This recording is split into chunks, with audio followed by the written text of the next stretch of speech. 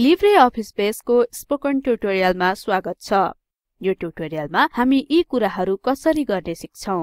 एउटा टेबल बनाउने, भ्युज बनाएर र कपी तरिका प्रयोग गरेर। हाम्रो लाइब्रेरी डाटाबेसमा जाउँ। बायाँ प्यानलको टेबल्स आइकनमा क्लिक गरौँ। दायाँ प्यानलमा हामी एउटा टेबल बनाउने 3 तरिकाहरू देख्छौं। अब हामी क्रिएट भ्यू विकल्पमा जान्छौं। त्यो पहिले भ्यूको बारेमा जानौं। एउटा भ्यू के हो? एउटा भ्यू टेबल जस्तै हुन्छ, तर यसले डाटा राख्दैन। यसलाई क्वेरी एक्सप्रेसन भनिन्छ, जुन खाली डाटाबेसबाट टेबल वा अन्य भ्यूमा डाटाको पुनर्प्राप्ति हो। त्यसैले हेर्दा यसमा टेबलमा जस्तै डाटाको पंक्ति र कोलम छन्। भ्यूलाई पहुँच सीमितताको लागि प्रयोग गर्न सकिन्छ,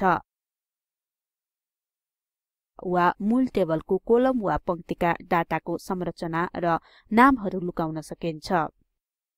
उदाहरणको लागि हामी लाइब्रेरीको सबै सदस्यहरू सूचीकृत गर्ने साधारण भ्यू रचना गर्न सक्छौं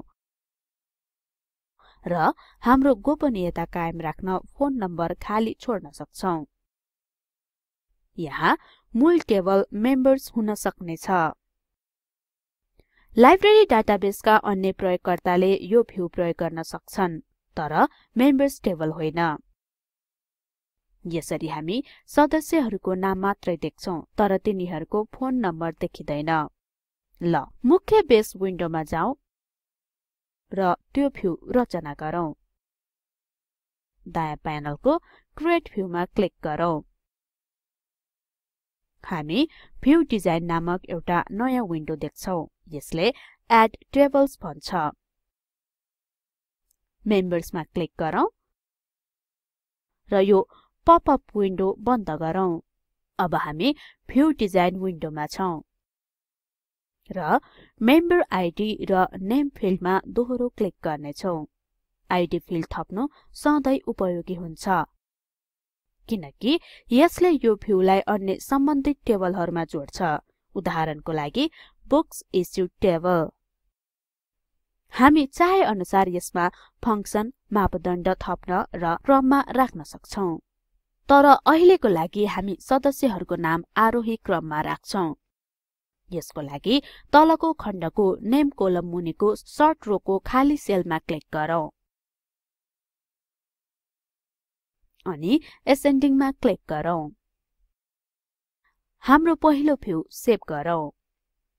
यहाँ एउटा व्याख्यात्मक नाम टाइप गरौँ, भ्यू मेम्बर्स नेम ओन्ली, र ओके बटनमा क्लिक गरौँ। अन्तर्निहित डाटा हेर्न माथिको एडिट मेनुमा क्लिक गरौँ अनि तलको रन क्वेरीमा क्लिक गरौँ र हामी माथि एउटा नयाँ खण्ड देख्न सक्छौं, जसले लाइब्रेरीका सबै सदस्यहरूलाई आरोही क्रममा सूचीकृत गर्छ।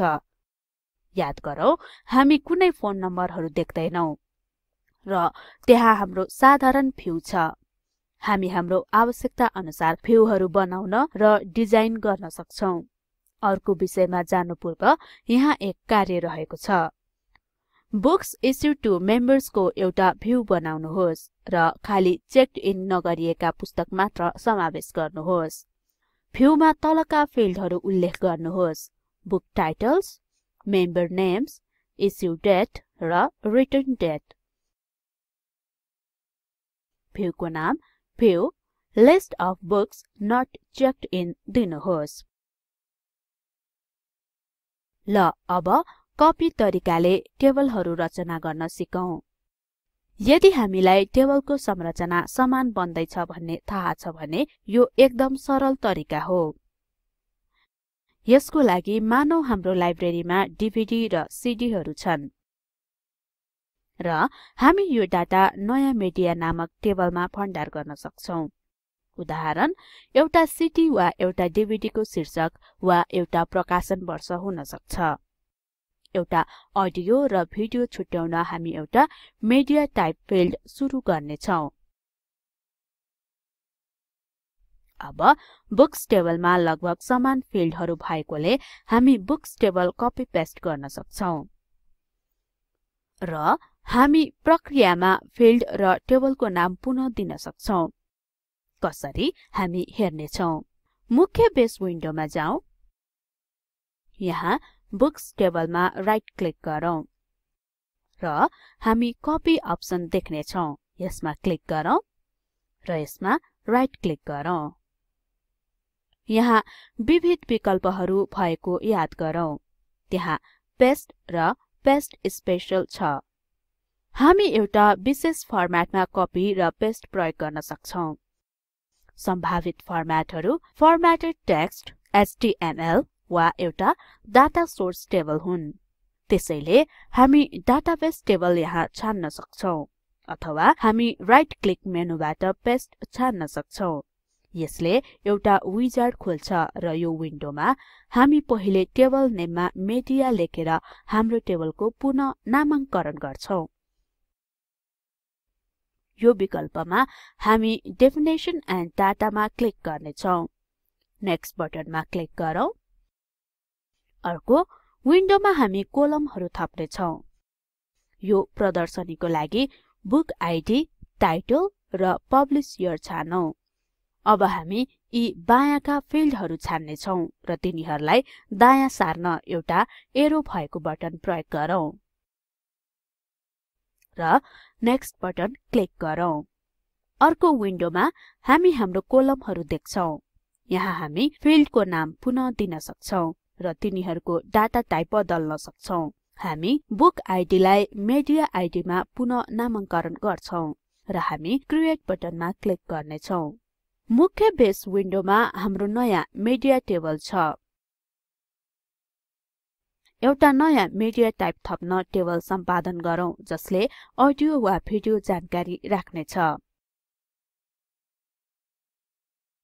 अब हामी टेबल डिजाइन विन्डोमा छौं यहाँ अन्तिम कोलममा मेडिया टाइप राखौं पब्लिश इयर तलको सेल क्लिक गरौँ र फिल्ड नेममा मेडिया टाइप एन्टर गरौँ र टेक्स्ट वा फिल्ड टाइप छानौं अब टेबल डिजाइन सेभ गरौँ र हाम्रो काम सकियो त्यहाँ हामीले कपी तरिका प्रयोग गरी हाम्रो मेडिया टेबल बनाएका छौं ल यहाँ अर्को कार्य छ use wizard to create table तरिका प्रयोग गरी एउटा टेबल बनाउनुहोस् यहाँ एसेट्स नमुना टेबल प्रयोग गरौँ यसलाई पुनः एसेट्स कपी नाम दिऊ र यो तरिकामा रहेका विविध विकल्पहरु हेर्नुहोस् यसले हामीलाई लिब्रे अफिस बेसको क्रिएटिङ टेबल्स ट्युटोरियलको अन्त्यमा ल्याएको छ संक्षेपमा हेर्दा हामीले यी कुराहरु सिक्यौं एउटा टेबल बनाउन फ्युज बनाएर र कपी तरिका प्रयोग गरेर spoken tutorial project talk to a teacher प्रोजेक्टको एक भाग हो यसलाई national mission on education through ICT MHRD Bharat सरकारको सहयोग रहेको छ यो प्रोजेक्टलाई spoken-tutorial.org ले संयोजन गरेको छ यस सम्बन्धी थप जानकारी तलको लिंकमा उपलब्ध छ यो ट्युटोरियलमा मन्दिरा थापाको योगदान रहेको छ